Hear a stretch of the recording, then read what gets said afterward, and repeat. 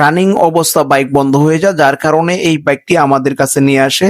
দেখেন বাইকের যে কারেন্ট, এই কারেন্ট কিন্তু বডি হয়ে যাচ্ছে, যার কারণে এই বাইকটি বারবার স্টার্ট বন্ধ হয়ে যাচ্ছে। আসলে এখানে এই স্পার্ক প্লাগের ক্যাপের উপরে কিন্তু আরেকটি রাবার থাকে, এই রাবারটা এই বাইকের ক্যাপের উপরে নাই, যার কারণে বাইকটা বারবার বডি হয়ে যাচ্ছে আর বাইকটি বন্ধ হয়ে যাচ্ছে।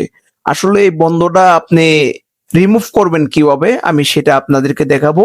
ভিডিওটা কেউ স্কিপ করবেন না, যেন আপনার বাইকের এই প্রবলেম হলে আপনি নিজে সলভ করতে পারেন। এই যে আমি রাবারটা লাগাইতেছি, এটা কিন্তু স্পার্ক প্লাগের ক্যাপের উপরে থাকবে এই রাবারটা। আর এই যে এখন কিন্তু আমি ক্যাপটা বসাবো, এই ক্যাপটার উপরে ওই রাবারটা অবশ্যই জরুরি, না হলে কিন্তু আপনি বৃষ্টিতে বাইক চালাইতে পারবেন না। কারণ বৃষ্টিতে বাইক চালাইতে গেলে যখন গ্যাপ হয়ে যাবে প্লাগের উপরের যে পজিশনটা, তখন পানি ঢুকলে কিন্তু বাইকটা বন্ধ হয়ে যাবে, চালাইতে পারবেন না। যদি ঘন ঘন বন্ধ হয়ে যায় তখন কিন্তু আরেকটা সমস্যা হবে, যেটা হবে আপনার বাইকের যে ইগনিশন কয়েল, এই কয়েলটা বারবার শর্ট হয়ে গেলে আপনার বাইকের কয়েলটা কিন্তু রিপ্লেস করতে হবে। সো এটা আপনারা যারা বাইক ইউজ করেন, এটা কিন্তু আপনাদের জন্য এই ভিডিওটা অত্যন্ত গুরুত্বপূর্ণ। সবাই দেখে রাখেন যেন আপনার বাইকের কাজ